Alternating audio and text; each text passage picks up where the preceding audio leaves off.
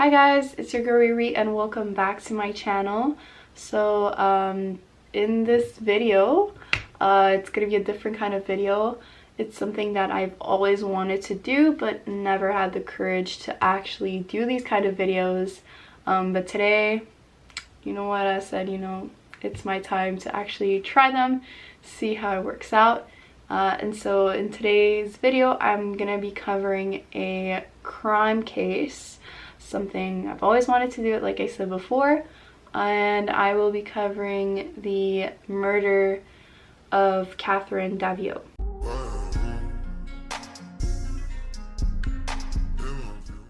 Hey guys, so I was really nervous when I did this case, and I forgot to let you guys know something really important and tragic that happened in Montreal.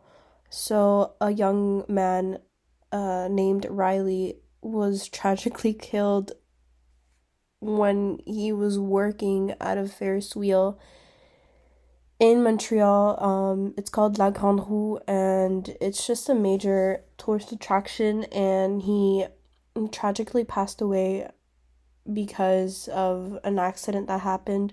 It's just crazy how, like, he wasn't even supposed to do that, like, job. And it wasn't his job to go fix something because he's not there to do that. He's not paid to do that. So if you guys can, please, go donate to his family. I know they raised a lot of money, but if you still can, please, I'll leave the GoFundMe link down in the description. It could be $1, anything, as you guys can donate. It's just really important for his family and to be able to raise funds for his funeral and to support his family.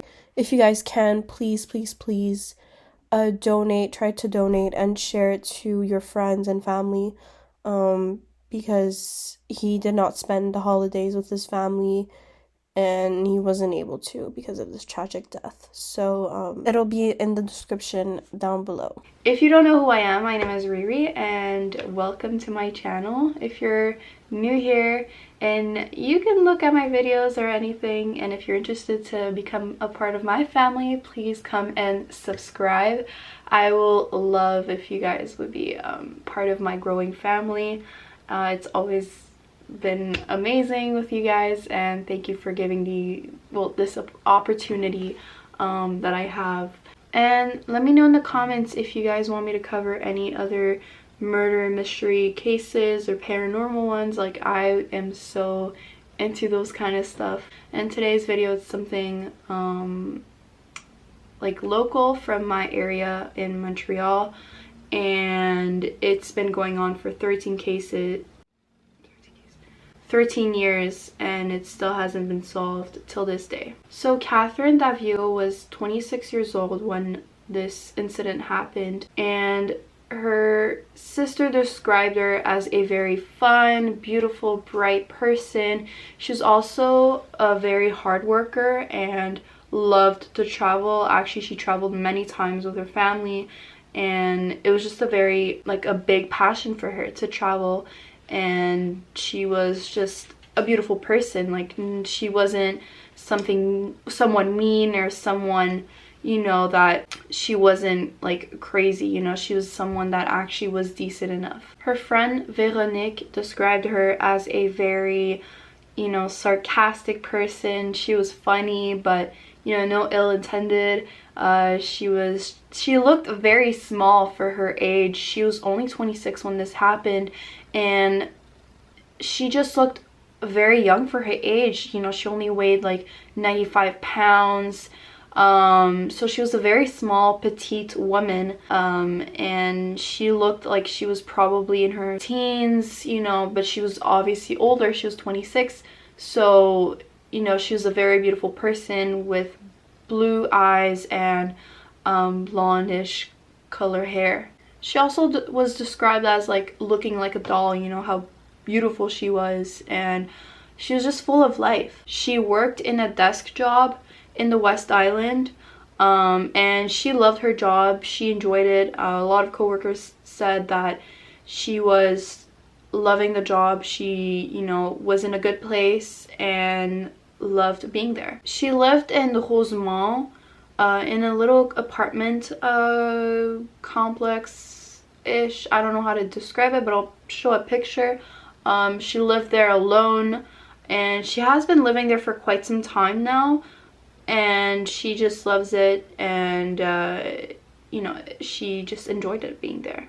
There wasn't much more information that I could find of her, only that I know that she was born in 1982, and that she was 26. But other than that, all the information that I just gave is the more pertinent information and background of her. I just always want to know, like, who she is and who she was before, like, a crime happened. And so it's good to know that she was a beautiful and fun person. So on December 11th, 2008, Catherine was at her job, and she finished at around 4:30 in the afternoon, and that day was a very snowy day. As you guys could see that in the pictures that I will be mentioning in, that she was living in like a very small street, and a lot of the time when you try to, you know, get out like with your car, you couldn't, because she had a car and she would take her car to go to work. It was just always full of snow. It was really hard to get out, so she had to shovel and remove all the snow. And it happens to me too when I, you know, I'm at home and like I don't have a tempo or anything. I always have to remove snow, so I understand that struggle of removing the snow. But she had to do that, and it was a very snowy day. It was really like a very bad day. So she finished work at around 4:30, and she came back at around 6:30, 6 to 6:30, and actually before she got to her apartment, her friend Veronique and her were on the phone just talking about how their day went and wanting to know if they wanted to hang out. But you know, Catherine was just so tired from the winter season and the snowstorm that she actually just wanted to relax at home.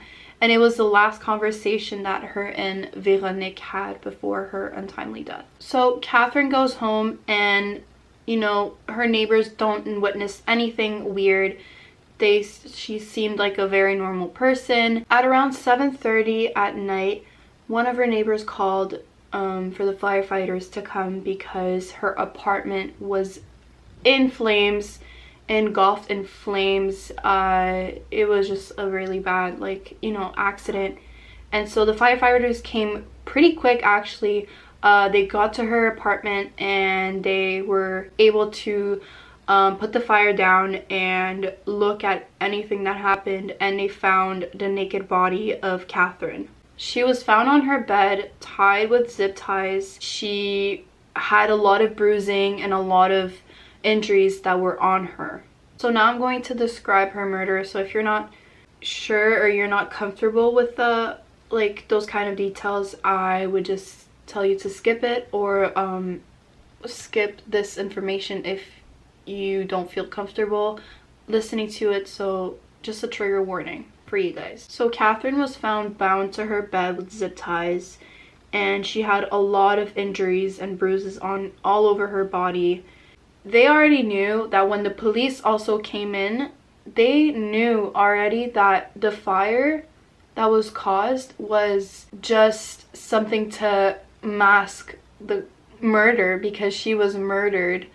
And so they believed that the suspect used the fire and wanted to engulf the flames so it wouldn't seem like someone killed her. But you know, by the time the firefighters came, they were able to at least see what happened to Catherine. Catherine was sexually attacked, not just sexually but physically attacked by the suspect, and he basically attacked her and then killed her by stabbing her on her neck and her stomach. The fire was basically to cover up her tracks. Like, the guy wasn't, like, the suspect wasn't even clever, like, and the firefighters were there to like actually like save, you know, the fire and see everything that happened. But unfortunately she passed away. It was theorized that she was either killed already before the fire started, or she was killed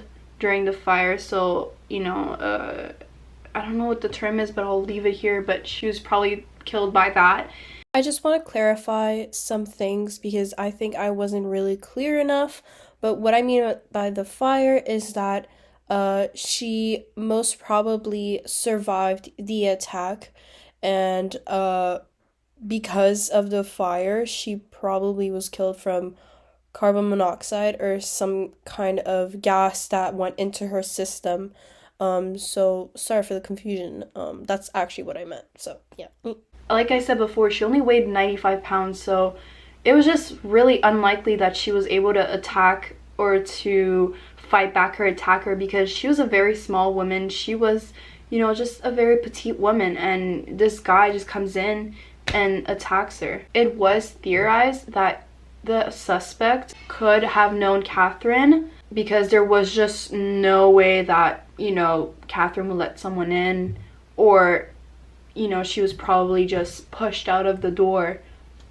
When also, a little fact is that when firefighters came in and they tried to open the doors or everything, they found like something really suspicious. Like the doors were like shut, but like shut really hard. Even the windows, like no one was able to come in, so they had to like break in the door and break in like the windows just to get in. And it was just a very suspicious thing. Also, they found out that how the fire initiated, and it was from her perfume bottle. Yes, from her perfume bottle. And he must have lightened up, you know, the suspect must have lightened up fire with the perfume bottle, and that's how it started.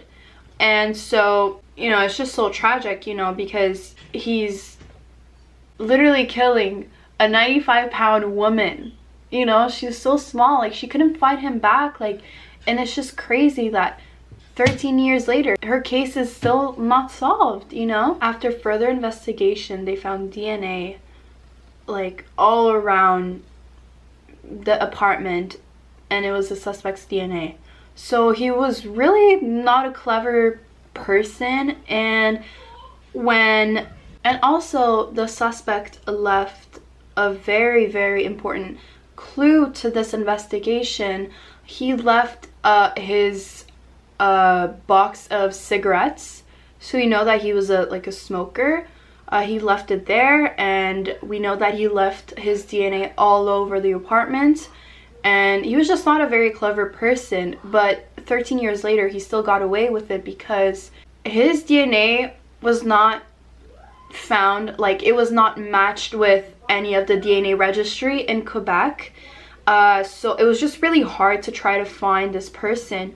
And also the laboratory said that they couldn't look up how old he was probably, and his characteristics, and couldn't see the lineage of DNA that he had. So they couldn't know if he was European or any kind of race. They really didn't know. They only knew that it was a male, and that's pretty much it. They didn't have that much technology that we do now have, and still to this day they still can't find who killed Catherine. So like I said before, it was widely believed that Catherine knew her aggressor.